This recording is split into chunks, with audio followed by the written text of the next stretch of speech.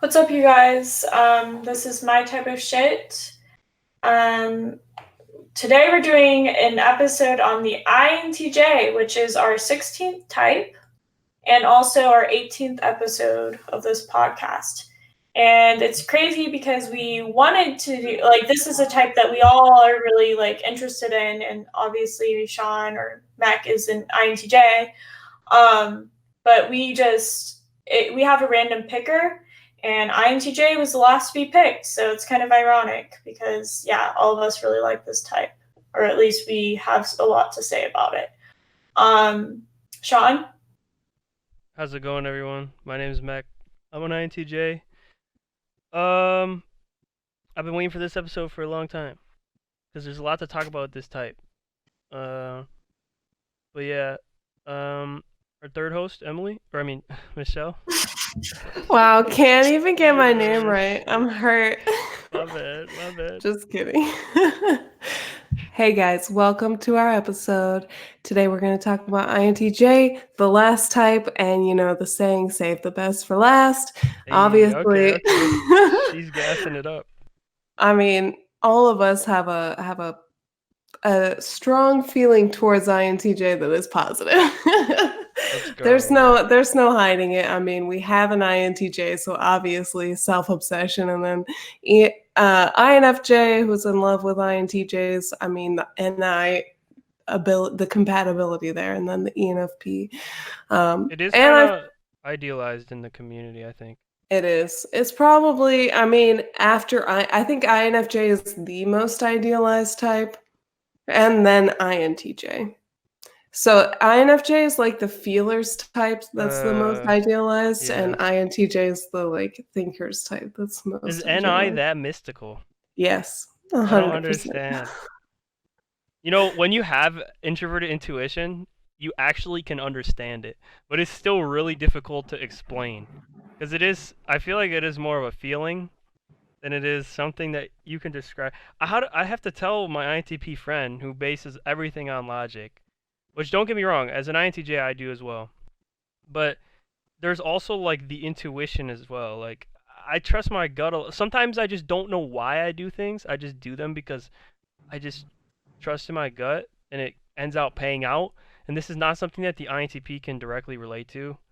At least when I word it like that, they're not gonna understand it.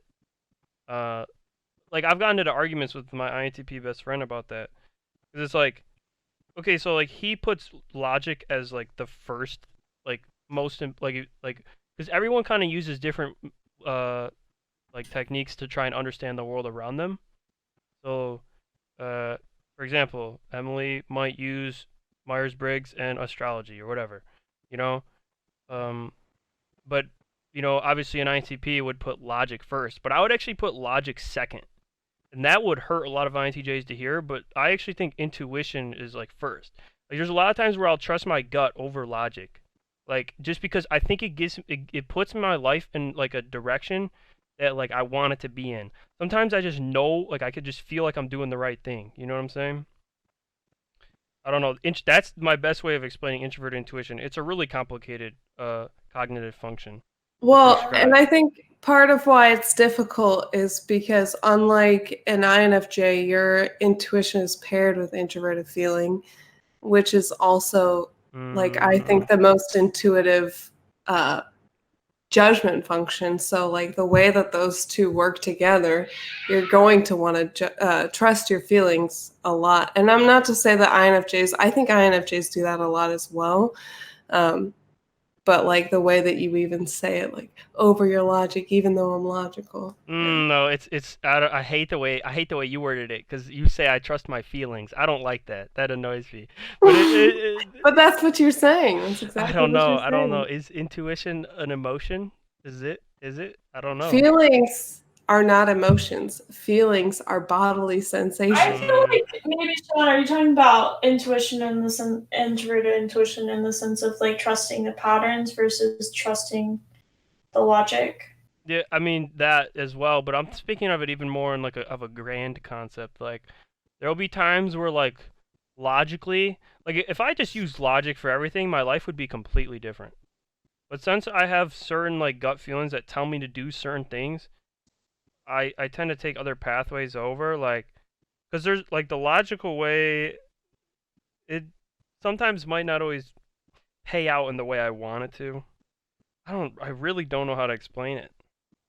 Like for example, I mean, this is a very weird way of this is a really weird example, but this goes in alignment with the concept I'm describing.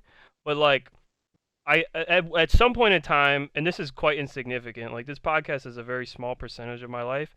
Not that I'm hating on this podcast or anyone that watches it. I love everyone, but it's like one time, like I just found your channel, and like I just knew in my gut that the right thing to do was to email you about like making a podcast. I didn't have logic to back that up. I just knew my gut. You know what I'm saying? And I've just been building it since. You feel me? So Well, that's interesting because people have asked me what compelled you to reach out to me. like, it's just intuition. There's no logic or anything. Like, sometimes I just see an opening and I take it. Like, there's nothing else to it. I don't know how to explain introverted intuition differently. Of like, you can't. It's just like a feeling that you know. It's like when I'm playing Call of Duty. I just know to go to the A bomb site instead of B. I don't know why. I just know that if I go there, I'll win the round. And like, you know, it just it's the only way I can explain it. But if I use logic, like, you can get like really far in life using logic. But like, INTPs would probably hate to hear me even describe what I'm describing right now, because logic always comes first to the INTP. Versus me, I have like this intuition that sort of overrides it. But that's just a side point. But I guess I want to know from you guys why you guys like INTJs. Michelle? Well, I'll gladly go first. I like INTJs for several reasons. I think one of the first reasons that I like INTJs is that they don't give you any BS when you talk to them. It's all straight to the point and there's no beating around the bush. If you ask for advice, they're going to give you 100% honest what they think, and there's going to be no feeling involved in it, especially if they know you at a very like superficial level. They're going to look at your idea as an individual entity, and they're going to give you very direct and clear and an unbiased opinion about what they think about that, and the efficacy of that idea, as well as providing insight as to ways that you could do it better, which is something that I really like about the INTJ. I find a lot of synergy in that naturally anytime that I've worked with an INTJ. I have the energy to like make their ideas possible, and they have the audacity to like say directly to me what is wrong, because a lot of people, the way that I come off, people are afraid to hurt me, and so people are afraid to give me feedback. But the INTJ is never afraid to give me feedback, even if it hurts my feelings, and so my feelings are never hurt by the INTJ That's crazy. unless they don't give me feedback, and then I'm like, what did I do? That's crazy how you say that. Because I've noticed I will sometimes accidentally poke an ENFP too hard and like cut them, but they always like get over it quick. Or like they don't, like, they know I didn't mean to cut them, if that makes sense. Yep, Like, exactly. so they never take it. I mean, they'll take it personally, but like only in that moment. Like, you give them like a couple hours, and like it's almost like if you never bring it up again, like they won't even remember it happened. So Yep. yeah, that's one interaction with the INTJ ENFP, which is I mentioned in the ENFP episode, a very popular meme. There's tons of memes, like even on just the regular MBTI subreddit, which, by the way, I got a lot to say. Listen, you people on the INTJ subreddit, I got a lot of people to say. I got a lot to say to you guys. Like, all right, I just got to go into it now. The INTJ subreddit is so bad. It is so bad. Like, I don't know. It's not even the people. I don't, because I found some, like, I've seen some really, really smart people on that subreddit. But the subreddit collectively is not good. And it's been this way for years. Like, I'm actually going to go on it right now and show it on screen. Actually, no. What's bad about it? Okay, first off, a large portion of the subreddit is literally them talking about relationships. Like, I don't know why they haven't just banned it already. Like, they need to just ban it. Like, it's been talked about. Okay, so you got the daily relationship posts, or maybe 2 or 3, and then you have your monthly stop talking about relationships all the time post, and then the whole thread is people circle jerking about how everyone in here is like talking about like relationship combinations too much, and or like it's like a bunch of people who know nothing about relationships talking about relationships. And like and this is kind of getting into a side point, and I don't want this to get ranty, but I think it's actually kind of funny if you actually think about it. Like the worst part of our life is the love life, and it most likely always will be. I don't know how much I would have to refine the love aspect of my life for anything to get worse than that. Just because, and I actually could tell the story. When I was like, I don't remember how old I was. Like, it was over 4 years ago now. When I first took the test, I took it on 16 personalities at the time, and it was whatever, right? So I was reading it, and it was pretty accurate. Nice. And then when I got to the relationships / whatever friendships page, that shit, like, it hit really hard. Like, I was like, wow, like this was written just for me. Like, it was weird. It felt that way. I mean, and that we've already debunked that website is not the best, but like, I knew something was up when I read that, and so the further I dug, it made more and more sense. But even in that, it was just saying like how the worst aspect of our lives is gonna be that. So it would make sense why on this subreddit so many people ask about, look at this top post right now, have you been cheated on? It's like always something with that, you know? Okay, What but are your that experiences comment with though, Tinder? Like, hold on though. That whole question of am I being cheated on? I think that the INTJ would be the first to ask and the first to have suspicions. Like, it's just crazy how much talk of relationships there is on here. And then on top of it, like, there's just a lot of dumb responses. Like, sometimes I'll see someone who's like obviously somewhat gifted, but for the most part, I think a lot of people on here aren't INTJ. That's just my opinion. But then again, it's so annoying because then you have a bunch of people saying, it's like everyone in here collectively agrees that it sucks. I swear, if you ask the people on this subreddit, they'll all say the same thing. Like, mostly everything I'm saying is nothing new to the people who have been here for years, because it's like, yeah, we know about the fake ones, and then they all bring it up. Oh yeah, that sucks. But then nothing is, and then it's brought back up again a month later. I don't know. I don't know what else to say. I don't want to get too ranty about it, but I feel like it's worth mentioning because the INTP subreddit is all memes, and it's hilarious. And you go there and you smile and you relate, and it's great. And then the INFP subreddit is like, wow, that is a sensitive person. Like, that's cool, and they have memes, and it's funny. And then you come here, and it's just, what is this? I don't know what this is. but that's so like how an Oh my God. INTJ mind works. They have a just think it. This is how bad it is. They have a tag called relationship for you to tag your post. Like this one. I No, was seeing a but girl for about 2 months.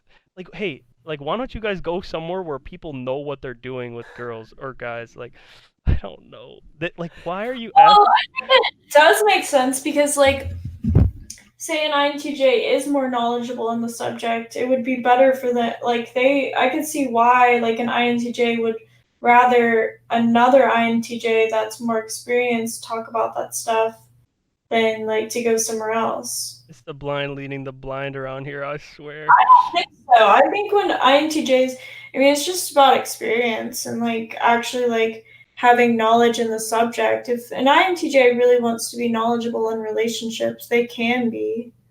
I'm not saying it's a very common thing, like that an INTJ would even have the interest to do that, but Mm-hmm.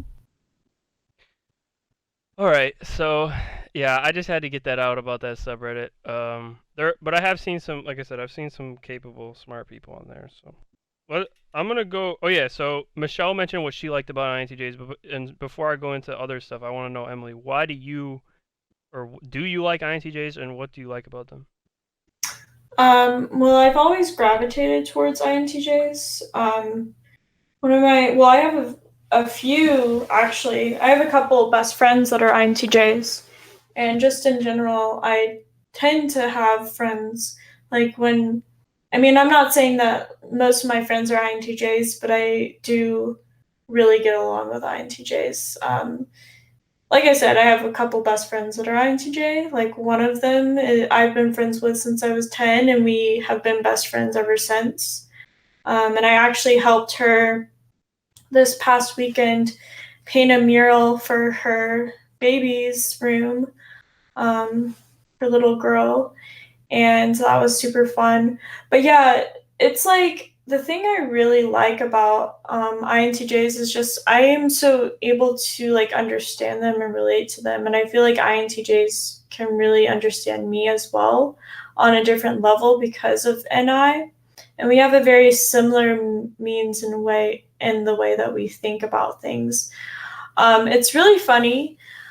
My friend Rachel, who is INTJ, I've been friends with since I was 10. Female INTJ. That's interesting. Yeah, I have my other friend Danielle, which Shaun knows about, and so does Michelle. Um, yeah, those are the two that I would say consider are my best friends that are INTJs. But Rachel, she was actually talking to me. Like we went out to dinner, just the two of us, after like we finished the mural. And we're just talking about relationships because I just entered a relationship with one of my really good friends that I've been like best friends with since 2016. And obviously, I really like him as a person and like other things as well. But I'm a very clinical thinker when it comes to relationships. It's very difficult for me to like think of things in a romantic sense. I mean, I can, but it's like I very much get into the TI or like NI of it, and especially NI, where I'm like, okay, so this is what I want my life to. This is what the life could be with this person, and just kind of all planning that out in my head, seeing the entire future with this person, all this stuff. And I was thinking about that in my head about like the guy that I'm dating, especially since we have been friends for so long. It's a bit different than like just entering a relationship with some like person that I've, just started talking to. And so there is some serious aspects to that. And it's very difficult for me to not like think in that like long-term way. And I didn't even express anything to Rachel, but like at dinner I was just like thinking about that, like, we were just having a conversation, I was just thinking about that in my head. She's like just kind of stopped and was like, Emily, you really need to not think so clinically when it comes to relationships.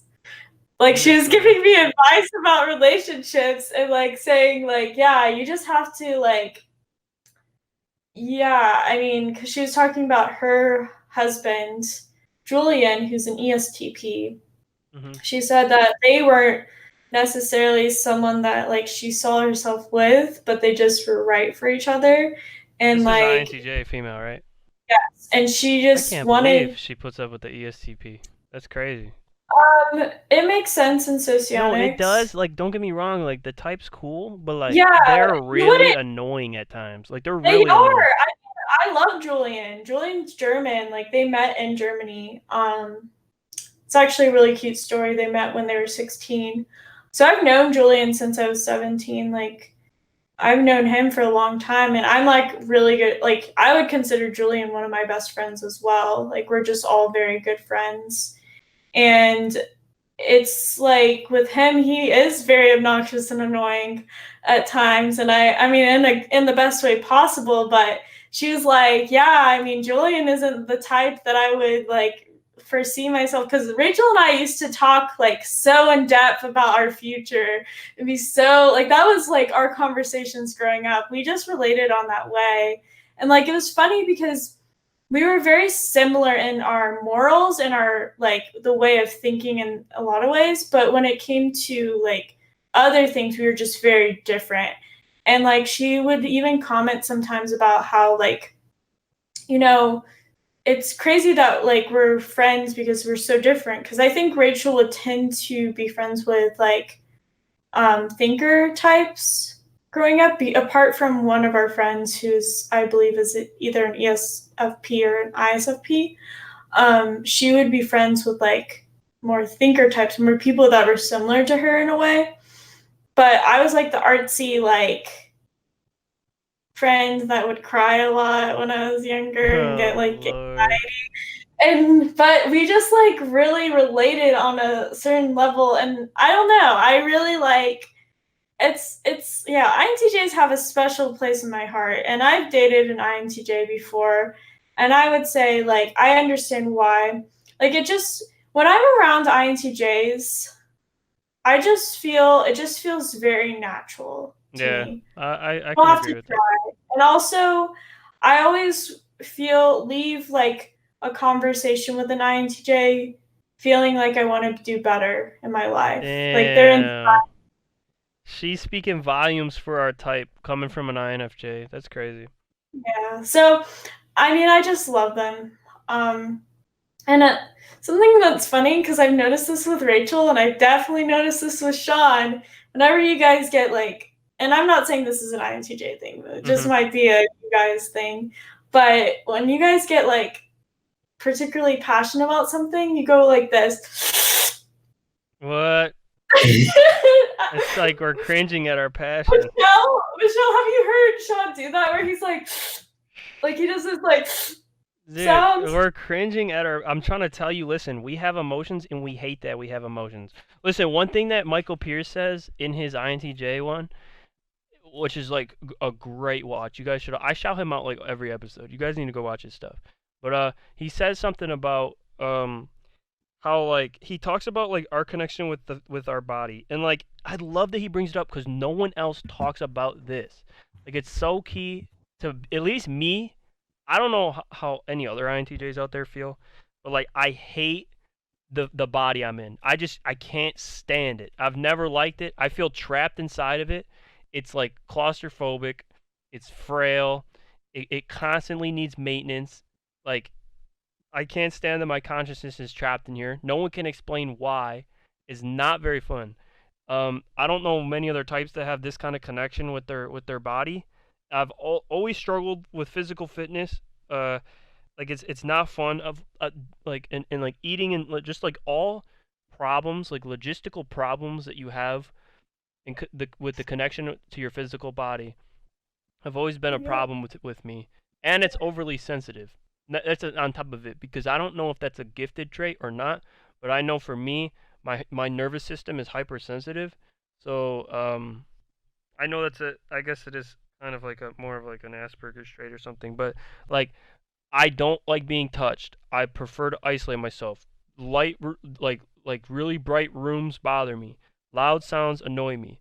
Like like I don't know. I've always been that way, and so I always have headphones everywhere I go, and they're always in, and it's just certain. I hate being too hot. If I'm too hot, I can't sleep. Like I have a lot of interesting interactions that I don't see other types talking about, and I feel like that's worth mentioning. Well, I mean, I can definitely relate to you on the body Well, you do thing. have extroverted sensing in the fourth slot. So if there was any other type to relate, it would be yours. That's exactly what you're talking about, is inferior SE. Exactly. Oh, by the way, vision, trash. Hearing, trash. Smell, trash. Like, it's all bad. Everything. I can't see for anything. I don't know. That's I'm just definitely. saying, like, okay, and it doesn't help already because part of being INTJ is like you're gonna sink deep into your head. So like, I honestly don't know if it's just that my brain prefers to always be like in my head. It's more of like a switch, right?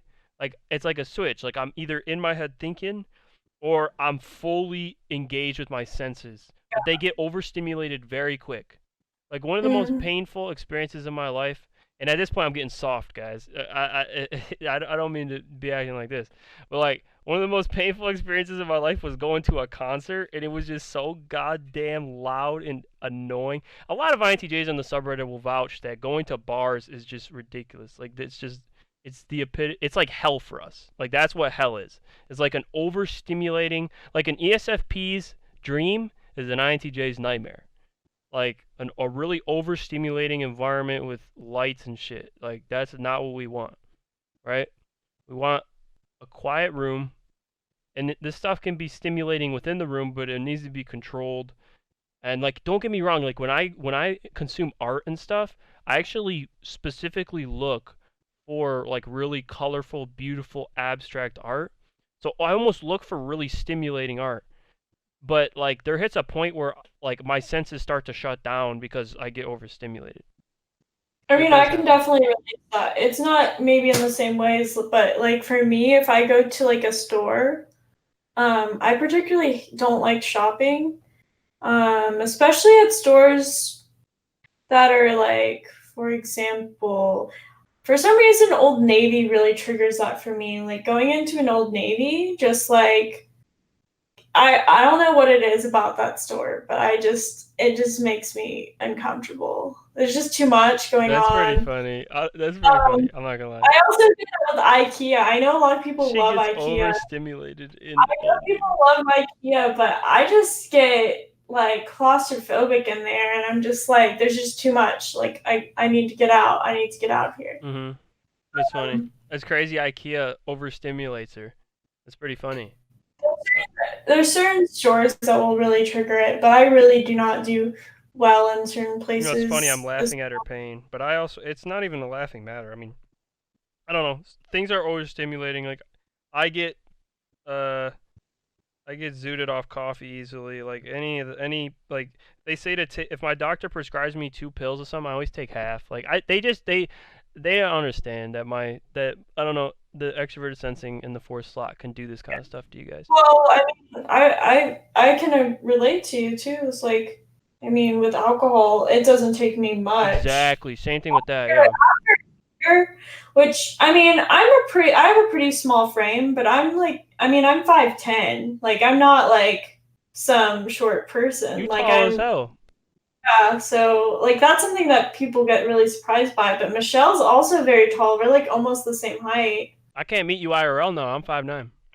Oh God. I'll never meet you now. Shorty. You should have never brought That that would up. I'm kidding.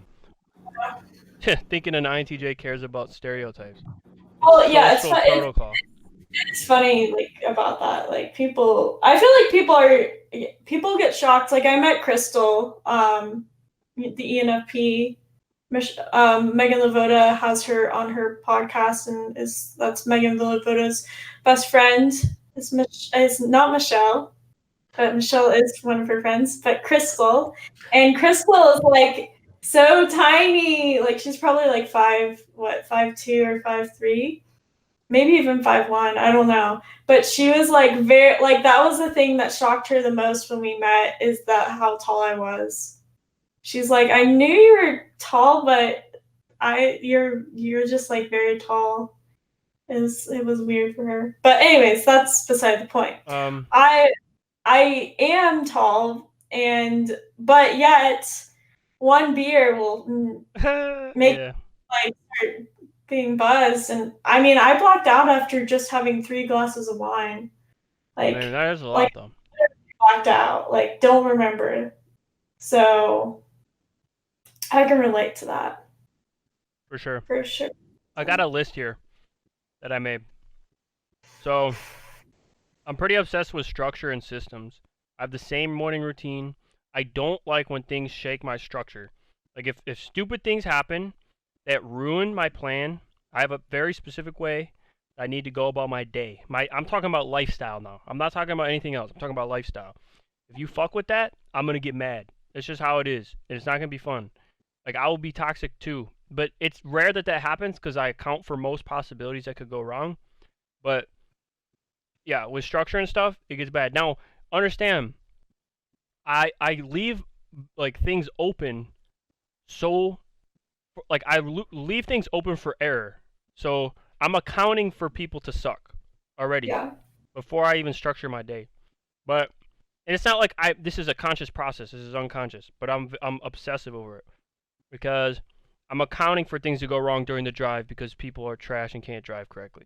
I'm accounting for someone to hit me up randomly with a call and I have to leave for 20 minutes to go do some stupid thing. Some of the time with certain things like that.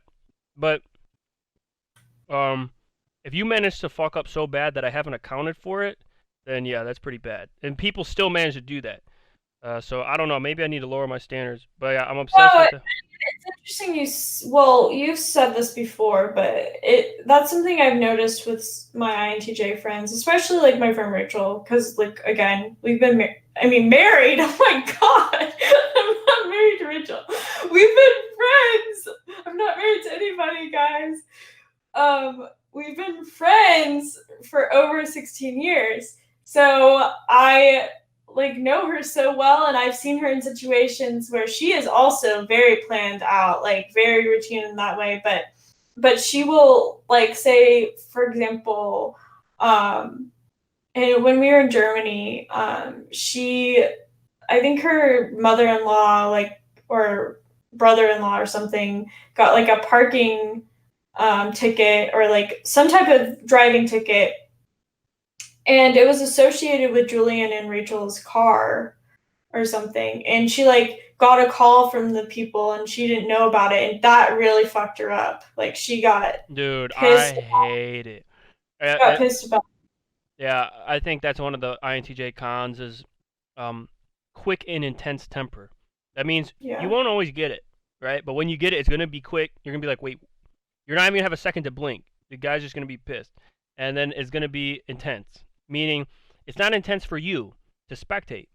It's just that when you look at the person, you can tell that they're experiencing something intense internally. So it kind of bothers introverted feelers big time because usually they can feel that pain inside of them. So that's why when I get mad around INFPs, for example, sometimes they'll play victim because I'm mad. It's like, wait a minute. Now I'm double mad because I got someone mad that I care about. Like, this is just ridiculous. Do you have anything to say about that, Michelle? That's pretty funny that you'd be mad that... Oh, dude. There's nothing worse than when I get an ENFP mad because I lose. Get triple mad. Yeah, no, I get mad that I got them mad because I care about them.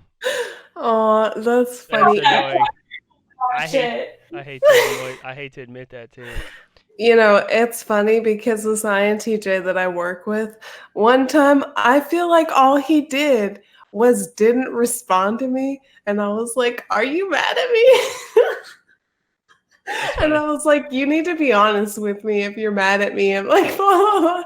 And he's like, "Dude, I wasn't mad at you. Like, I'm going through some shit right now." Yeah, and I'm like, but all I saw was you being mean. I'll explain that interaction. That interaction is based upon he's going through something that requires a large amount of processing power in his brain. So he doesn't have any energy at all to account for you or your emotions, like none. Yep. So it could be so bad to the point where he can't even he might appear like everything else doesn't matter. Like there's times where I go out to lunch with my coworkers and normally I'm talking about whatever they're talking about to them. It could be about work, it could be about golf, whatever. I mean, I'll be bored as hell talking about golf, but I'll still talk about it. Then there's days where I go out to lunch with them and like I literally won't talk to them the whole lunch. Like I'm sitting there just like with my sometimes even my head down because I'm overstimulated, it's hot, whatever. And like the whole time and then they'll like crack a joke, I wish Shaun was with us today. But it's really I'm thinking about something that is so crucial or vital, like that's requiring a large sum of my processing power, like I said, to the point where I don't even care about maintaining connections with people. Like everything is getting sacrificed. Sometimes that happens. I'm just explaining that is a phenomena that you might want to look out for with INTJs, because we get in our heads really bad. Like sometimes it's almost it. You know, we might get really mad if like an ESFP were to come up to us in that time. Like we would definitely would get mad. Were to come up if an ESFP were to come up to us in that time and try to like get us out of our heads. But like believe it or not, there hits a point where it's like, dude, get out of your head. Like seriously, because it gets pretty toxic. Because there you can kind of get lost in there and do circles, and it gets ugly. Like you forget the whole point of thinking about this shit for 4 hours straight. You know, it's not good. So, you know, we get obsessive, especially like when some like I get obsessive when I meet a new person I like. I get obsessive when a new game comes out that I like really bad. Like this is one trait. This is a really good way to know the difference of an INTJ and an INTP. Is INTJs have like these spurts where they're like they'll sacrifice well-being and everything for like this one thing. So they'll go on like a 24-hour straight of playing the same video game or something, and like we go through like these like a girl that like unhealthy binges. Like it's known. Like I don't know if it's in times of stress or something or whatever. But yeah, that does happen. What Emily was saying is valid too. Like it could happen with relationships. It could happen with a job. It could happen with a friend. It could happen with anything. But it like if we see something new and it's refreshing, because let's be honest, there's nothing refreshing about this planet ever. We go through the same stuff every day. When something interesting finally comes along, it's like I want to drain it of everything it has. That's so contradictory of a sentence. Like you just gotta pick. No, it's paradoxical. It's not contradictory. I got 99 problems, but but yeah, but whatever. Interesting environment isn't one. Exactly. So going through my list, isolation is on here. It's just worthy of bringing up. Like I actually have a list of every person in my life, and it was like 50 people, and in that list, I made a separate list of people that I actually care about maintaining the connection with, and it was 21 people. And that's a lot. I would prefer it to be like 10. Because my life would be insane if it was down to 10. Like, it would be so good that other people wouldn't even be able to... I mean, they already can't comprehend it, but it would be on a different level of good. You know what's super funny about that is, like... The other day, also, I mean, I use my friend Rachel because she's just such a good example for me. But she, like, asked me the other day because we were talking about something, and she's like, how many people are you close to? Like, she, like it's like she knows that list in her head. And it sounds like you do. Like, I have to really think about it because it's not something that I think about, like, all the time. It's not like I'm like, I have 5 people that I'm this close with. Yeah. But it's not something that I really think You're about. funny. That's funny. It's just true. Yeah, it doesn't, like, I mean, yeah. But also the next point on this list is problem socializing, which is true. And the problem with socializing is not the problem that the INTP has. I was explaining this to you too before the cast.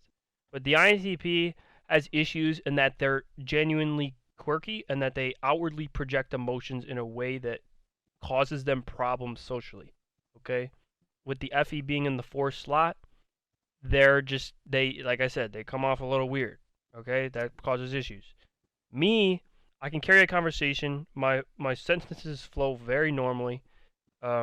Most people are engaged when they listen to me. I've never had a problem where people get bored. I guess I'm not giving myself enough credit there. That's a bonus point. But my problem socializing comes from my character / identity being overly diverse to the point where it always ends up causing issues. So I don't know if any other type has this, and personally, I don't care. But I can speak for me. Let's say I meet Michelle, okay? I start talking with Michelle. Quickly, when you first start talking to someone, you're going to identify, like, okay, things that they're into, and then she's going to find out things I'm into, and then we're going to find the compatible ones, and we're going to start talking about those, okay? But, like, it does not take long at all for me to find something that, like, Michelle completely loathes about the planet, but I will, like it to a degree that bothers Michelle, and that causes issues within the connection, and it's very hard to sustain over time. Like, there is not one person I know that I can talk about everything with, you know? like my INTP friend is the closest I have, and it's like still I've had compatibility issues with him a couple times, not much, but he's still like about 90 to 95%. Like I've never, and this is why this goes into another thing that I'm obsessed with, which is artificial intelligence, because artificial intelligence would be the one identity or the one entity that I could actually talk to everything with. Because for some reason, just human compatibility has always been an issue of mine. So I could talk to you guys about personality theory and this and that and that, but if I start getting into other things that really I love, like I really care a lot about and I'm passionate about, and I would want to hear your guys' opinion because I care about you guys, that might actually impact, and that might actually impact. Come on, you're good. I didn't finish my point. No, like okay, if I have someone in my life, I'm gonna care about them. There's not one person in my life I don't care. So even if someone was in my life, not by choice, like I would like I'm not the kind of guy to half-ass a connection. Like who does that? There's people who do that. Like I've never been like that. It has nothing to do with actual emotions. It's just like if you're in my life, I'm going to go all out on it. So like of those 21 people, like they're all gonna get a full experience. You know what I'm saying? They're getting the entire experience, the whole rundown. But anyway, back to what I was saying is, but if you are one of those 21 people or whatever, okay, and I were to bring up one of these topics that you maybe don't like, it would actually impact the connection to the point that it could potentially cause tension and start destroying it. And so I'm limited to how much I can talk about with every single person in my life, and this is what causes the incompatibility issues that I've discussed in some of my videos. And it doesn't feel good at all. And I don't want to say it like all the other types aren't open-minded enough, but it just seems to me that this seems to be a big issue with other INTJs as well. A lot of guys in my comments have expressed the same emotion. It's like there's certain rules that we break. You're not allowed to like X if you like Y, you know? And if you do, it's really, really hard to find another person that also likes X and Y. You know, good luck finding them. And then you think, oh, I finally found someone that likes X and Y. The job is done. No, because you're INTJ, you have A, B, C, D, E, F. You got so much shit you're interested in, or things that you care about, or things that you want to learn about because you're a thirst for knowledge. That eventually you're gonna start talking about politics or something, and it's going to cause a problem. Or you're going to talk about this. Hey, have you considered this? And then they get upset. And it's just like there's nothing. And this, I can actually go into a different part, which is unhealthy INTJs. Now, we could turn the energy down a bit. So I got a message actually recently from an INTJ on my channel or something like that. I got him on Discord, whatever. And he's like 16. And holy cow, is this guy not me when I was 16? He has so many unhealthy traits, it's not even funny. Like, he's obsessed with a lot of the things I was obsessed with at that age, like immortality. Like, what else was I obsessed with back then that I don't give a shit about now? I don't know, just like weird stuff. Like his ego is he's almost solipsistic in certain ways. Like he thinks he's the only one that matters. A lot of the flaws were reigning supreme. I think I've developed myself past some of these flaws with the INTJ. I obviously possess quite a bit still. And then if you look at me and other INTJs, I'm like a peasant. Like I'm nowhere near the peak of the INTJ ladder. Like these are some of the most gifted people to ever live, if you can dig for them.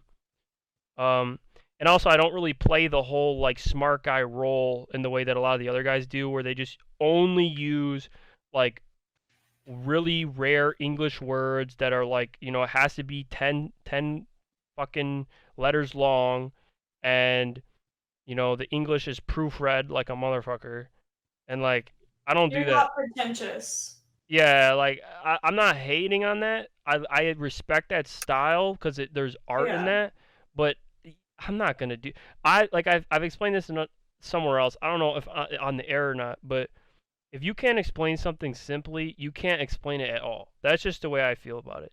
And so to explain something simply, you must also explain it. You must also be able to explain it to people who are stupid, and stupid people use stupid language. So if used layman terms for it. Like, okay, I have to use simpler language. Yeah, because, exactly. You know. No, but I mean, like what you're saying is you want to use layman terms instead of be pretentious about it. Exactly. I mean, I do know, like, there is one INTJ that comes to mind that You know really, the ones I'm talking about? Yeah, I Yeah, mean, that there shit's are annoying. INTJs that are like that.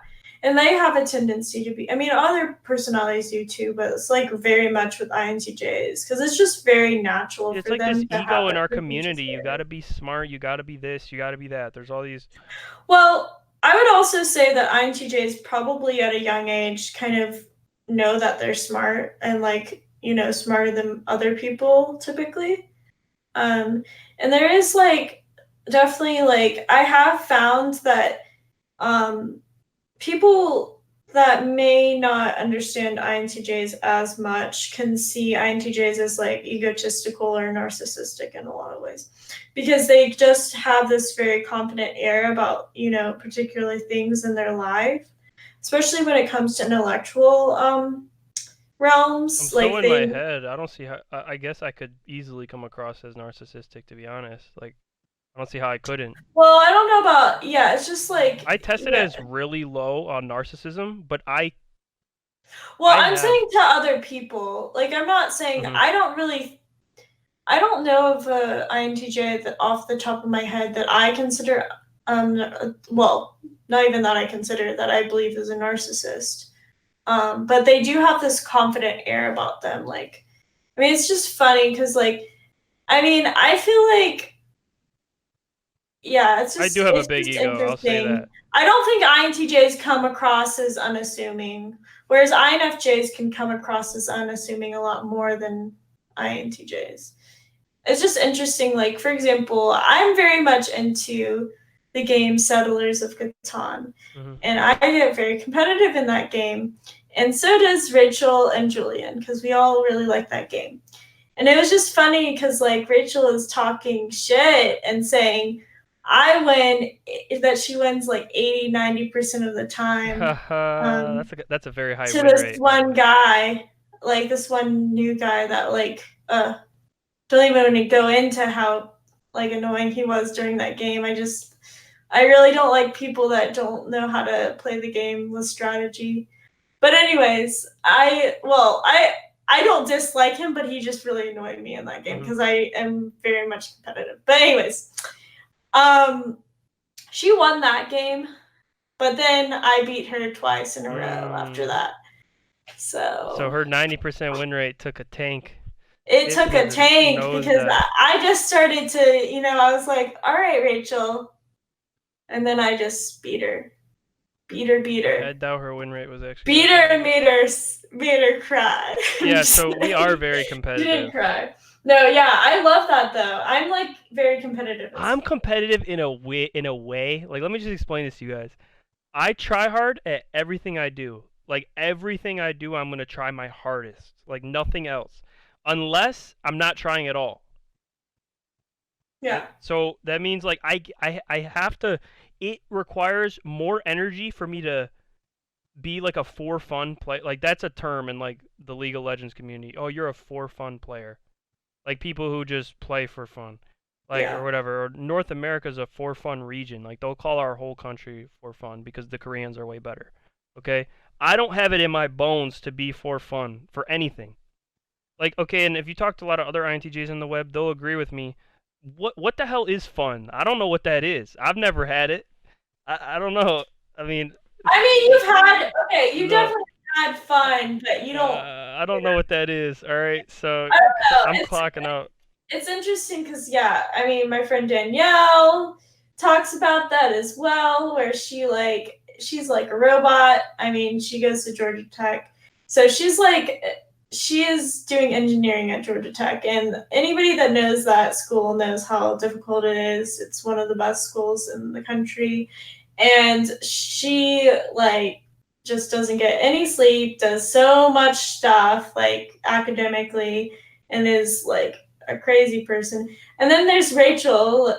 Rachel is also very good academically, and I mean now she's just like a stay-at-home mom right now, but still, she does like any kind of thing she does like her full effort. And that's something I've always admired about her. But yeah, in the game, it was funny because that guy that like came over, I forget his name, this guy, but he was like, he worked with Julian at his job, and like Julian invited him over to come and like play the game because like supposedly he liked that game as well.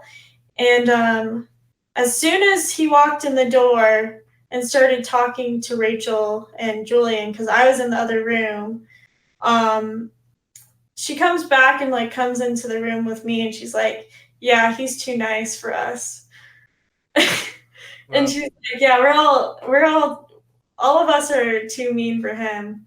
Like she likes to be with the mean people. Yeah, I do too. I've always made friends. My friend group growing up was ENTJ, ENTJ, ESTP, ENTP. What was the other one? And then there was an INFP and then an ESFP. Yeah. That sounds about right. I think I'm missing another one, but oh yeah, and then an ISTJ. So it was like 6 of us were thinkers, and we were all toxic. And so eventually, and everyone had egos. So eventually, I made more friends, but with some feelers. Like the older I've gotten, the more I'm able to make friends with feelers. Like I never talked to feelers as a kid, or like the only feeler I liked was the ESFP, which we grew out of friendship pretty quick, and then the INFP, who would often end up getting upset with me, in a lot of the time.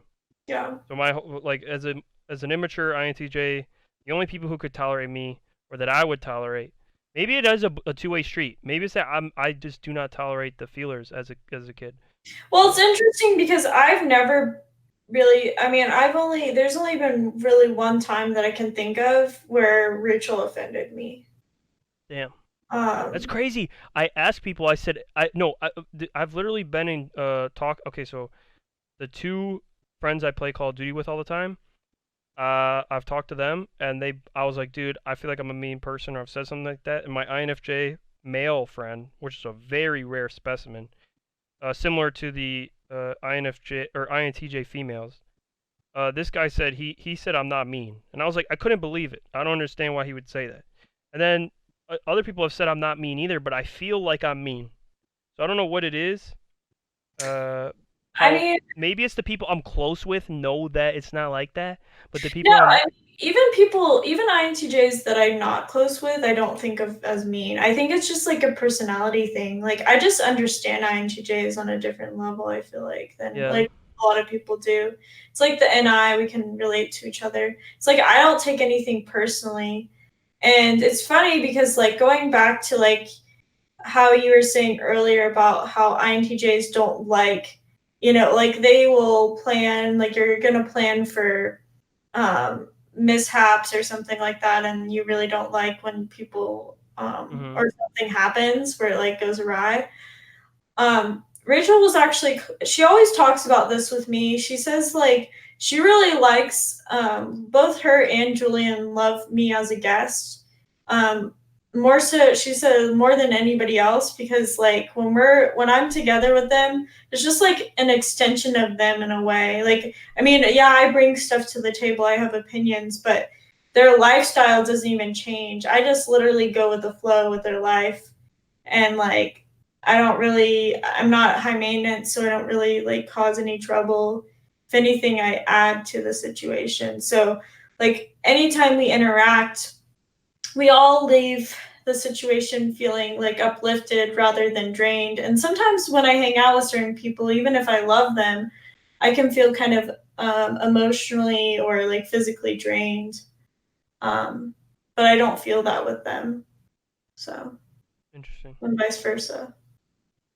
I got the pros and cons here because we're pretty far in. I've rambled far too much. But yeah, I guess the only other thing on my list that I never talked about was my obsession with time, and I break down how to save like seconds. Like it's kind of weird. I don't know. That's a TE thing, but I come up with ridiculous ways to save time. And when I play games, I take the most efficient route to get to the highest rank. When I, do pretty much, there's not many things that I'm like leisurely with my time with, unless I'm fatigued or overstimulated, and then my brain just stops thinking about time entirely, and I'm just wasting it. It's weird. It's like two modes, like full efficiency mode or like fully fatigued mode, red alert, like go lay in a dark room for a little bit. That's funny, because like I mentioned that I did a mural with Rachel for her daughter, and like at first I had a very detailed vision of what I wanted the mural to look like. Mm-hmm. And I talked to Rachel about like what she wanted, and I of course was going with what she really wanted.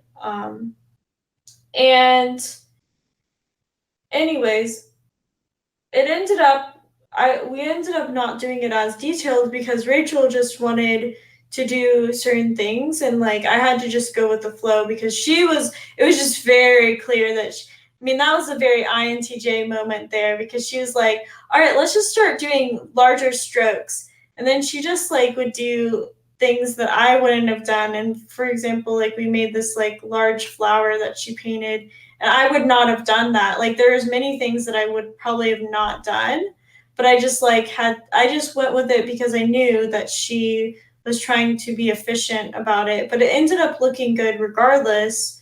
It just wasn't necessarily what I would have done. And I still would like it was just very much like, all right, so we're gonna get this done by this time today, and we got it done by that time that day. She was just very all about getting it done and not bullshitting around. So it was interesting. Yeah, that was the last point on my list. So here we got the actual pros and cons. Nearly all INTJs will recognize the following characteristics in themselves. The INTJ's mind is naturally geared towards systematically analyzing information from many contextual perspectives, and rejecting and retaining information as they become aware of its usefulness or validity.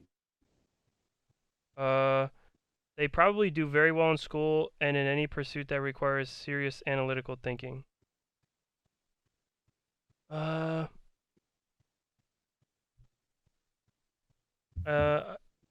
thing with some of this is that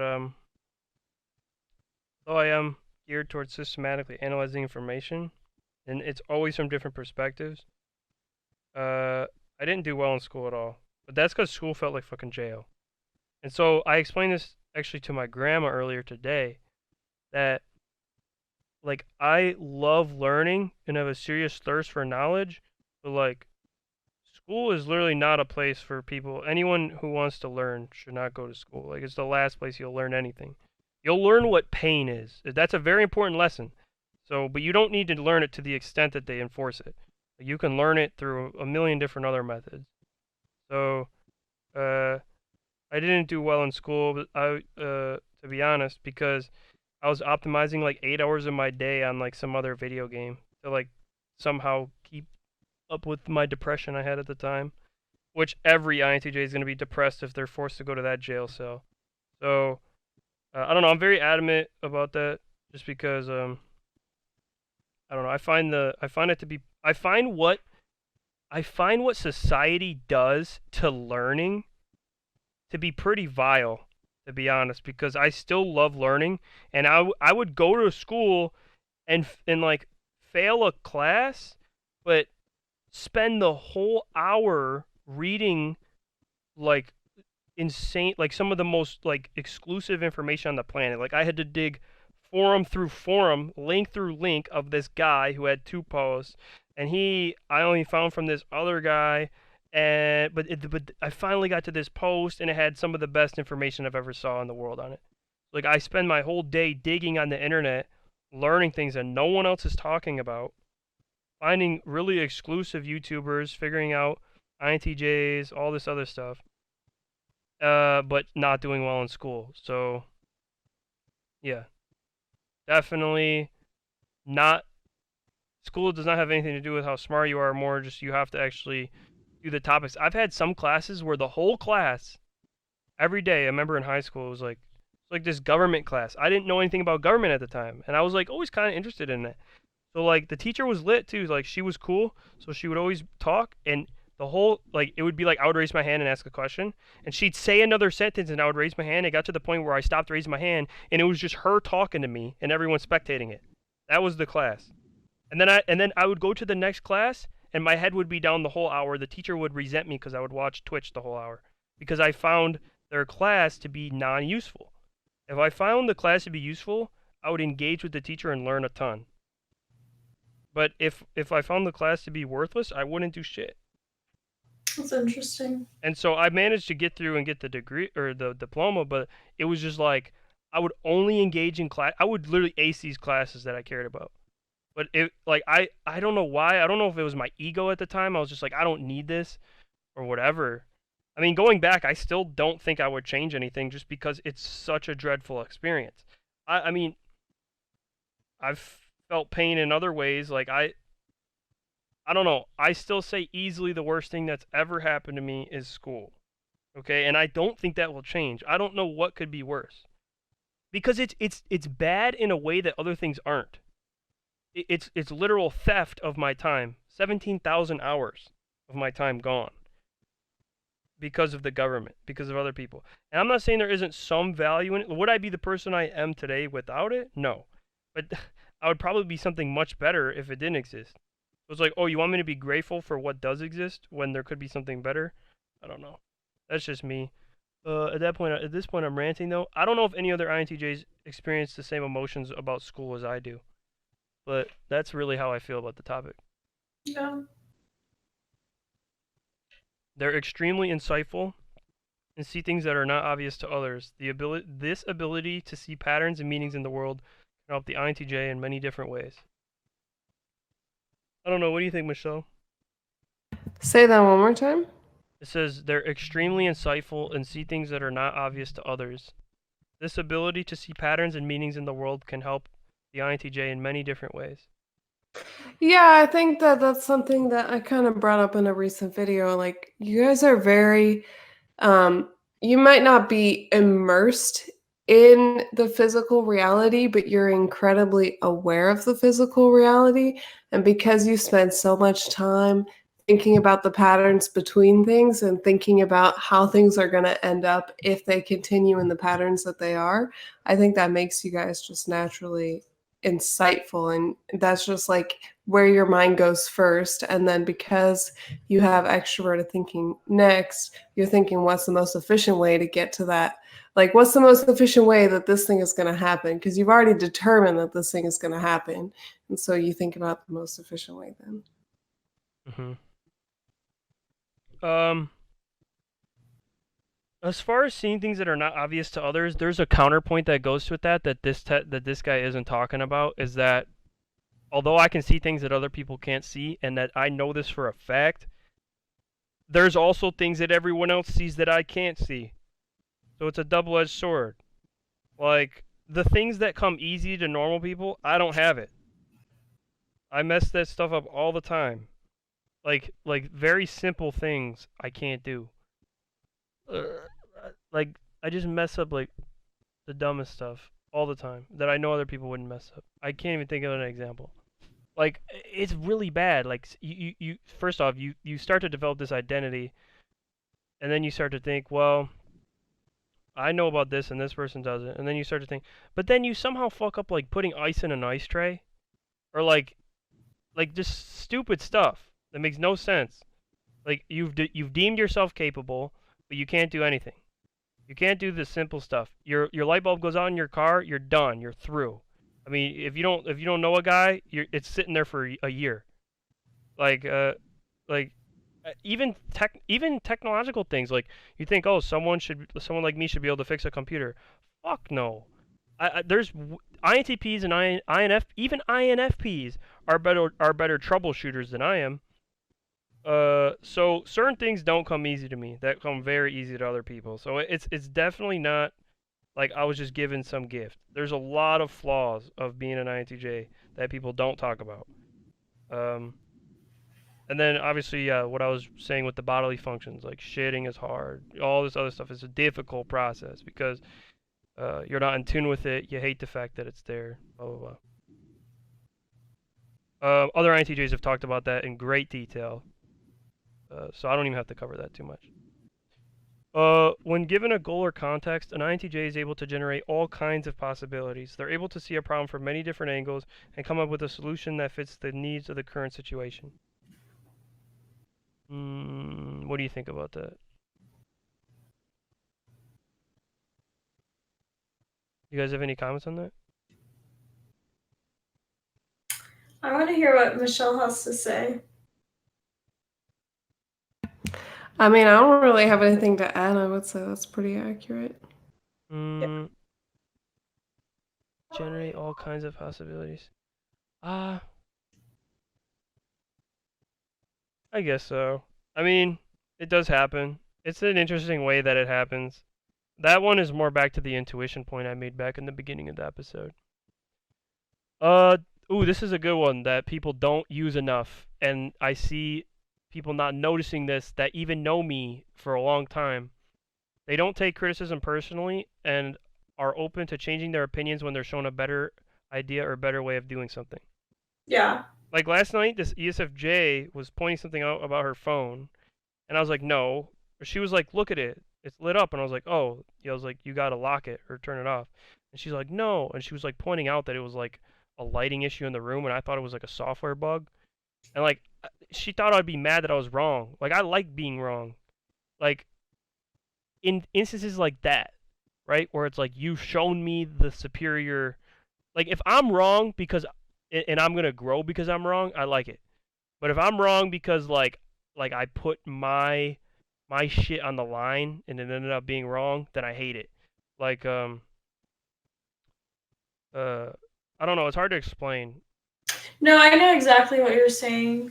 I mean, I've noticed that with my INTJ friends. It's like, if my ego's on the line, it's gonna hurt. Yeah, well, telling something to them, especially if it's just like, all right, yeah, this is actually what I would suggest doing. There was a way of like an INTJ. Say an INTJ was doing something a certain way, and I was like, no, it's better this way. And they saw, hey, yeah, it is better this way. They would actually be very appreciative, and you could see it immediately. They may not acknowledge it, but it's going to be an automatic switch. Mm-hmm. It's interesting how it goes. Yeah. But yeah. Usually intelligent and able to concentrate and focus. The INTJ can usually grasp difficult ideas and concepts. Definitely true. I can focus pretty hard on shit. I don't know if it's ADHD or what. I don't know. That's the thing is like I don't even know what's wrong with me. That's the thing. I know there's some. I've always known there's something wrong, but I just don't know what it is. We'll continue though. Well, I mean, I've noticed that a lot of INTJs and INFJs, well, anyone with lead intuition has ADD, but maybe not necessarily the hyperactivity aspect of it. I just hate all these disorders. I don't know. I know. But I mean, honestly, like I've known a lot of INTJs who like can get so focused on what they're working on that they have no awareness of what's going on. Or oppositely, they're trying to focus on something because they want to focus on it, and then they notice everything that's happening outside of what they're trying to pay attention to. 100%. 100%. Happens all the time. My mom definitely could probably give a comment on that. And now this is if you develop your extroverted thinking, you'll have these. If they have achieved a good amount of life wisdom, an INTJ can become a powerful political force. I honestly think one of the biggest things about INTJs that I don't see as much in INTPs is like every last one of us ends up understanding politics really well.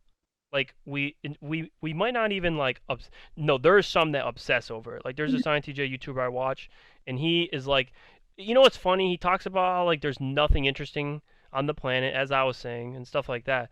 But like you have to kind of find, obviously I mentioned as well, you have to find something interesting. And like for him, somehow politics ends up being the most interesting just because like it's complex to a degree that like you could study, you could really just study endlessly. It's just so much to politics. So I guess, and it I don't know, another thing that interests me, I got like 20-year-olds, 22-year-olds telling me, yeah, I can't really comment on that because I don't understand what that means, and it's like communism, and it's like you guys don't know what this is. You guys don't know some of the most basic concepts. So apparently, politics is hard to grasp for some people. Mm-hmm. So I guess I didn't know that. I don't because to me, like it's not even like one of my favorite interests. I don't even know what I'd put it at, if it's even in the top 10. But like, it's something that I'm able to grasp quickly, and like I feel like it's important. I don't think it's hard to grasp if you try, but then again, that's coming from my perspective. So I don't know. But yeah, I don't know. It is what it is. We got INTJ with well-developed judgment will be able to grasp and process concepts that are beyond what their natural intelligence appears to be able to handle. I think I do this a lot to my coworkers. Like, it's like they're talking, I don't understand it. They're talking, I don't understand it. They're talking, and like when I say I don't understand it, it means they're perceiving me as if I don't understand it. And then like 30 minutes later, I say something that like appears way more advanced than what I should have said. But otherwise, this doesn't happen that much, I guess. It's just a little niche point. It's not really like a big one. And then just last one on the pros. They can discriminate amongst their intuitions and build ingenious systems to meet identified goals, or determine a successful plan of action to meet an identified need. In such a way, they might be brilliant scientists, doctors, mathematicians, and corporate strategists. Yeah, we could plan stuff out. It's just about sticking to it and like coming up with the right plan and like having the glucose to expend. I don't have fucking mental energy to waste, so it better be important. You know? That's just how I feel. And then potential problem areas. Are you guys ready? I need comments on these big time. Because this is the part where you guys are going to lose me. All right? I'm ready. I'm ready. Potential problem areas. May be unaware and sometimes uncaring of how they come across to others. Mhm. Can you guys just lay it on me? Just give it to me the hard. Just give it to me the hard way. I think that's like what is off-putting about INTJs, especially in the workplace. Like, for example, the INTJ that I worked with, he was very concerned about making sure that things came out very efficiently. Like, he didn't put too much work, like too much effort into his work, and he got things done right, and he got things done on time. But he did not care to spend any extra time communicating with anyone or helping anybody out outside of like his quote unquote like intended duties or like things that he actually wanted to do. And like people started disliking him because he didn't communicate, because there's a lot of people that use like FE in the workplace. That's like FE is like how you communicate in the workplace, and he just didn't even care about that at all. And it ended up causing problems for him where he thought everyone was like out to get him and everyone hated him. And like when I came into my position, he was like, yeah, you can go to the meetings and talk to people for me. Wow. And that's like when things actually started like changing direction, because like he just assumed everyone disliked him because, he knew like he wasn't putting effort into that, and that caused people to dislike him. But that didn't change his will to do it. It almost like decreased his will to do it. If that makes sense. Fair. But really, I come across as unaware and uncaring. Come on. Uncaring? Guess it all depends on what the situation is. Yeah, I guess. And who it is. Sure. Are you going to come across as caring to someone you do not know? No, because I actually don't Exactly. care. Exactly. Right, let's continue. Case in point. May quickly dismiss input from others without really considering it. 100%. That's probably. This is I one think of our that worst should flaws. be. I think that should be the number one flaw. This is not only a number one flaw, but this is a big one with younger ones. Myself included. But it's way worse the younger down you go. Because that 16-year-old does this so hard, and it's like, dude, I don't know how to tell him like he's doing it this much. He does it like you actually can't even have a combo. It's that bad. It's that bad. It's having lead introverted intuition and knowing that you can trust it and knowing that you're right more than anyone else, that at a certain point there comes a time in every INTJ life where they don't believe anyone is better than them because no one has proven that they are better than them. It gets tough. This was a tough one because basically how it works in our heads is so we have boxes of everything, and then so in those boxes we have all the details. And so if you bring up something, and I've heard it before, and you're not contributing anything new, our brain will just dismiss whatever you're saying to preserve energy. Okay? What it should be doing is taking the information, and not only that, but trying to generate new information with that information and then challenge the previous information. So that's what it needs to be doing. It needs to be comparing that judgment to other ones instead of dismissing the new ones, if that makes sense. It basically just dismisses anything that it thinks it's already heard before, and you don't want to do that. You want to be open-minded to everything, at least with judgments like that. May apply their judgment more often towards others rather than towards themselves. That's a very easy thing to do as well. But I don't know what to say about that because I think I've gotten a lot better with this. Personally, I think I've developed this. That's just me. Not that I'm not going to shit on you, but that I shit on myself as well. There used to be a time where I only would shit on you, Michelle. But now I do it to me too. The question is, like, how did you go about that change?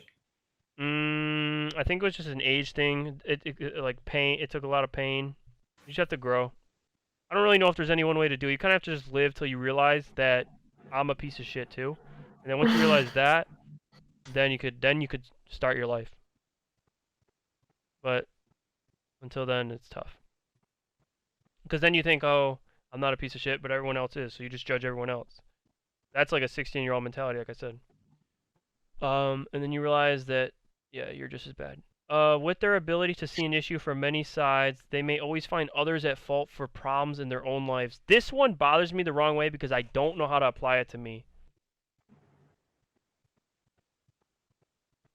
You mean you don't experience this, or you don't recognize I don't know where this fits with me. With their ability to see an issue from many sides, they may always find others at fault for problems in their own lives. I mean, like, okay, there's going to be times where shit is other people's fault. But there's also, like, mostly not always the case. So, I don't feel right, like but think about a really unhealthy INTJ. I think that's possible. Yeah. Is this an NI issue, right? This is that's an NI thing. Yeah, if people get in the way of like what you're trying to do, especially like when you're younger and you don't have like the same independence that you have when you're an adult, like say your parents or your siblings or even your teachers or just like society in general is getting in your way, it's like you're gonna start blaming other people. Yeah, actually, I think society is probably the biggest blame that's gonna come from that right there. Well, I mean, you just said that like school was a prison. It is a prison, 100%. It is, but I mean, that's a very good example. I mean, I'm a victim of that 100%. Oh my gosh! But do you realize that you're doing that exact point right now by talking about school being a prison? Yeah, but this is saying with an ability to see an issue from many sides, they may always find others at fault for problems in their own lives. Exactly. School isn't a problem. That's just a jail. No, like it's a jail. No. But you can benefit to school. Listen, no. There are benefits to school. It says problem. Okay, problem implies there's a solution. There's no solution to school. You're just locked in that bitch from the dawn of time.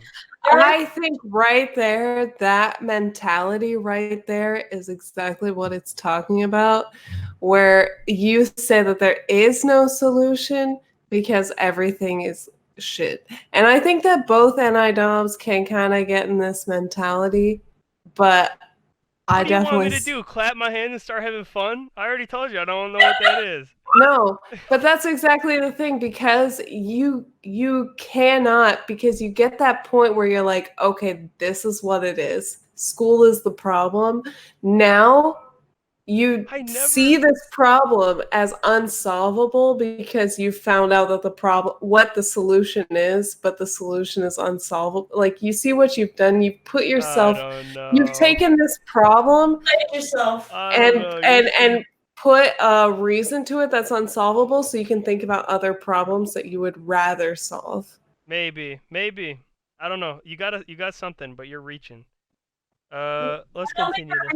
Shaun, I think I think that you just don't want to accept it. No, she's reaching with that one for sure. I am She's not reaching with that reaching one at for all. sure. Yeah, she's reaching.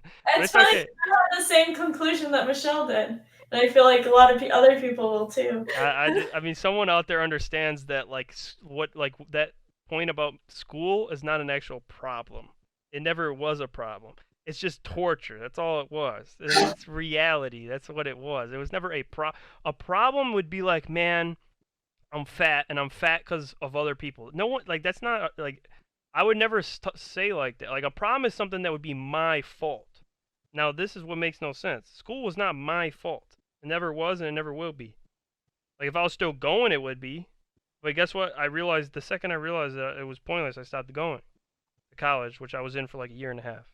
But it's still, yeah, it's not a problem though. That's just how I feel about it. I just think when they word it like that, like they may find others at fault for the problems in their own lives. I know the list of problems in my life. Okay, I know the list. Like the song I was singing earlier, I got 99 problems like Jay-Z. All right, I have a very long list of issues, and I don't feel like I blame other people for any of those. So while the school point you made is okay and you're reaching with it, I'll throw you a bones because it was a good counter argument. It took some power to formulate. I still don't agree, but let's continue. Oh my gosh. May look at external ideas in people with the primary purpose of finding fault. This happens when I'm mad. I could just tear anyone up. I could just look at anyone and just look at their flaws and just, it doesn't even make me feel better. I don't even know why I do it. I just do it. It's so easy to do. It's so easy to do. It's really toxic trait. It's not a good one to have. But you see so many INTJs with this. Like, oh, it's toxic. It's bad. This is repulsive. This is a bad trait. No one should idealize this at all. Just because you're, like, just think of what it's saying. You're going to look at a building with the purpose of looking at it to find something bad about it. What the hell? I mean, there are benefits to that, because then we can find the flaws with our systems and make them better. But, you know, when you're doing that constantly, who wants to be around such a negative Nancy? Oh, I don't think that's the problem with it. I think the problem with it is the bias. Because you're not going into it with the idea that it could potentially be good. You're going into it with the idea that this is going to be bad. And obviously an INTJ is going to be able to find the bad in it. Because most of... I'm not going to get into that kind of stuff. I don't want to be that pessimistic on air. Let's continue. May take pride in their ability to be critical and find fault in people and things. This is something I still do. But it's not as bad as when I was younger, but I still do this. Just because I feel as if it's an edge over the world to be able to find fault in that kind of, and people, obviously people and things. So I kind of start to put it in my head and idealize it a bit. Like, oh, this is a good thing that you can do. I don't know. It's not, like I said, I would like to walk away from this one, but pride is bad in all forms, so this is obviously a bad trait. You don't want this, because pride as a whole is just like the worst thing possible. There's nothing worse. Yeah, it's the worst of the sins. May have unrealistic and/or unreasonable expectations of others. I need you guys to comment on that, because I'm not the others. Do I have too high of expectations, or do INTJs have too high of expectations? I think INTJs sometimes will, if they're not, like, especially if they're not super well versed in, like, personality theory and they don't really kind of understand. And I think they do understand to a degree, but, like, they may not completely see the differences between how minds are, like, different. Like, and they may think that, everybody should be as efficient as them and like, whatever, like fill in the blank as far as like how you may think about certain things. And you see that with other people and you're like kind of maybe disappointed by people's actions or like how they're going about life or, because to you it's like, all right, just do this, this, and this. But like to other people, they don't maybe even like see the world in the same way or don't go about things the same way, and that can lead to disappointment. Fair enough. But unrealistic and unreasonable expectations of others? It's unreasonable to have expectations that are not, expectations on people that aren't within their, like, stream of consciousness. I could get pretty toxic with this one, too. Especially if it's not communicated, which I think an INTJ wouldn't necessarily communicate it because they would think it's assumed. Yeah, that's it. It's like, I assume for you to use your blinker, but you're such a vile piece of... No, we're gonna... Exactly. That's exactly what that right there. We gotta skip that, man. I'm gonna get too mad. Which goes into the next point, may be intolerant of weaknesses in others. Yeah. That is pretty much how it goes. Right there. Which is funny. Well, okay, that's the thing is, like, I mess up. I make mistakes. And every time I do, I feel so bad about it. Like, I literally hate it. It creates a sense of perfectionism that gets really unhealthy because, obviously, I'm human with flaws by design and flaws by, obviously, lack of capability, right? Because there's obviously people better than me. But when I mess up, it just really rocks. It gets me to the core. Like, to the core. Like, I have a very specific way that I want to be, and when I'm not like that, it gets me very upset. Like, internally. You won't notice this one outwardly. It's only an internal thing. But I beat myself up hard, very harsh. I actually think I've gotten much nicer to myself in the last 2-3 years. But I also think that now, like I've been thinking lately, I'm maybe too nice now. So it's like back and forth. I got to make sure I do be a little bit of both. But there's times where I like in the past I would never ever like take it easy on myself. Like when I was younger, but I realize now that like there's times where it's like, dude, just chill out. Like you got to be nice to yourself in this time. Like you know what I'm saying? Like sometimes you got to be nice. Like cuz it's like everyone else is beating you up, reality is beating you up. Everything is beating you up.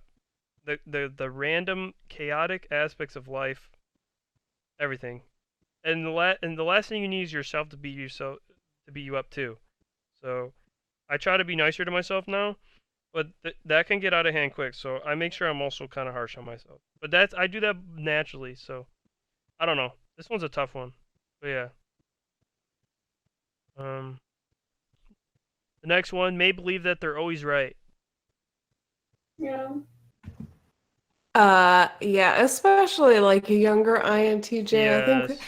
I think an attribute that often gets given to INTJs is that of arrogance. And not even maybe even intentional arrogance, but just like, oh yeah, like I know that this is gonna happen, or yeah, I saw that coming. I just didn't tell you because I thought it would fall upon deaf ears or blah blah blah blah blah. I think that's Dude, that 16-year-old does that so much. He thinks he's right about everything. And it's not even in a way that I can comprehend. It's like, was I ever like this? That's pretty bad. It's bad on a level. I don't even know how to bring it up to him that it's such a big issue because it's not even funny. My INTP friend don't even talk to him. He refuses because he's already deemed him like in a category that isn't worth his time. Like, I don't know, it's bad. Just because he always thinks he's right, there's no room for discussion. Maybe cuttingly derisive and sarcastic towards others. I don't see this as a flaw. Honestly, I'll take this. You could go ahead and throw this in the pro category. We need to contact the guy at this site and throw this in the pro. What's wrong with sarcasm? I don't get it. Are people that soft? Yeah, a lot of people don't like sarcasm. Yeah. Get really offended by it. I personally love it. Same. Boom. That's why I like you guys. May have an intense, quick temper. You mentioned that several times, didn't you? You went Yeah, on a whole rant about your intense anger. well, you guys will never see it, and you guys won't be able to simulate it. But anyone who ever has seen it, I apologize. I mean, we would if we got you in a very, like... I can't. I don't know. There was a time. I don't even get mad in the way I used to get mad.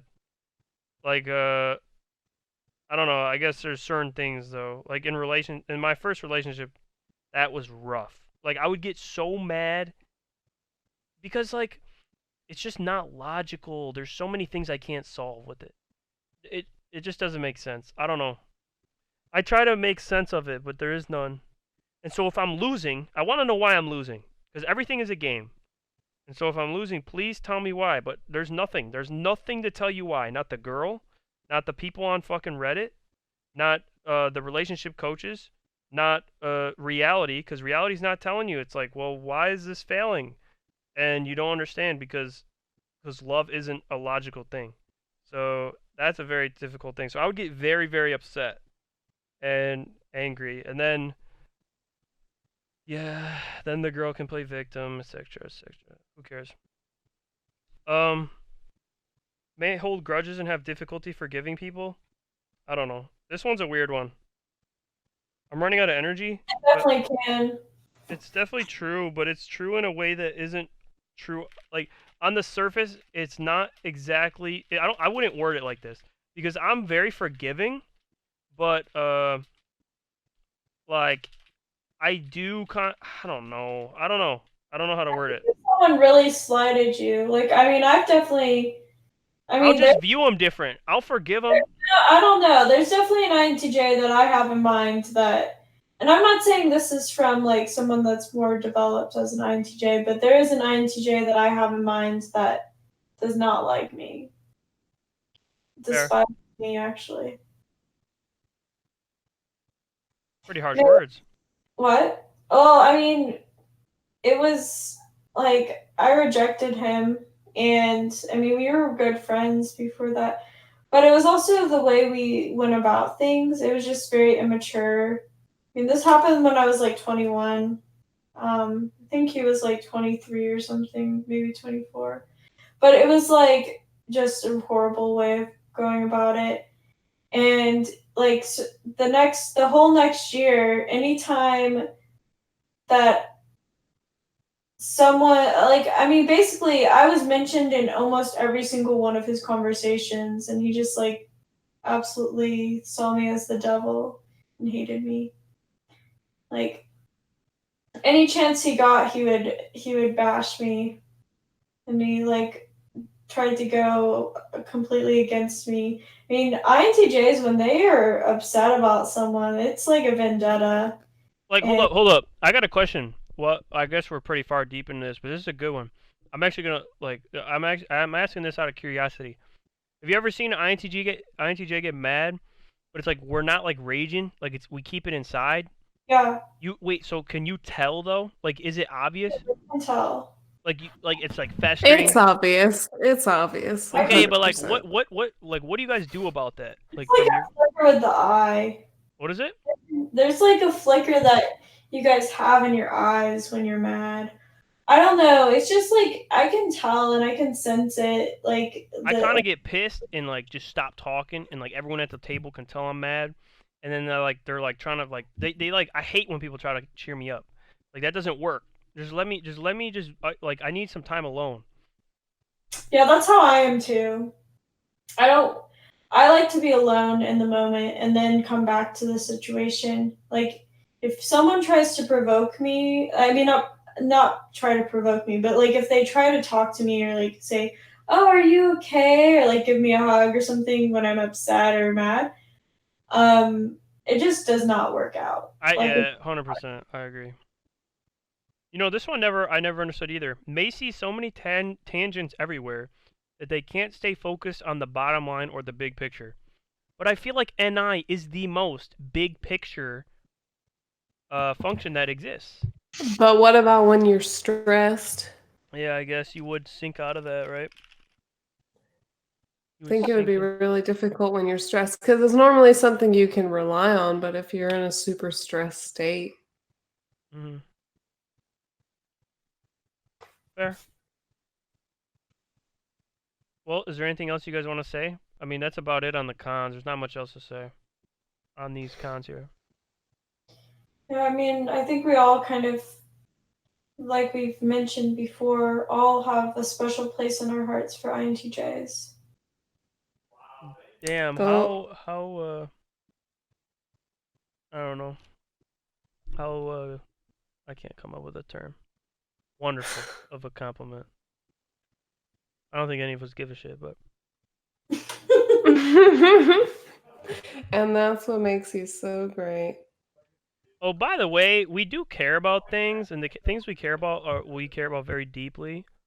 Like this is one metric I explain to people. Like, so you're never gonna offend me, but if you do, it's gonna hurt bad. Yeah. So, like, I'd say out of 1,000 things, 999 are gonna do 0 damage. Meaning, it's not like you stung me a little bit. Like, I didn't feel it. And then the one that bothers me, it's gonna bother me for like 5 fucking hours. Yeah. And you know, I'm gonna be thinking about it like compulsively.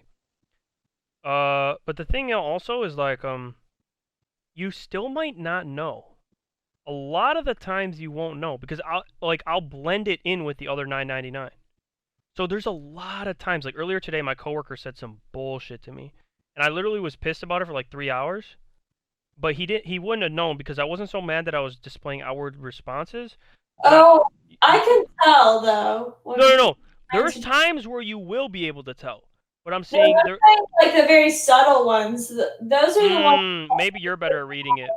I can get it. I can see it, and like I've made INTJs mad in that way before. Like, and I can tell. Yeah, it's the weirdest thing. Sometimes it's like all normal, but there's a slight change. There is a slight, isn't there? A little something light.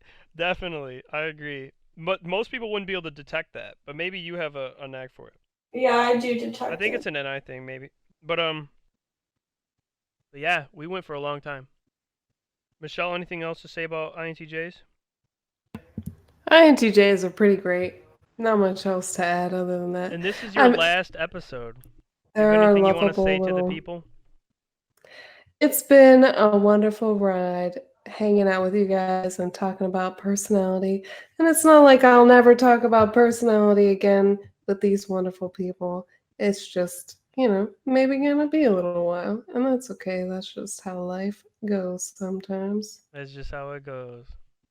All right, I think that's a good outro. Until Thanks next for time. listening. Like and subscribe. Yes, please do.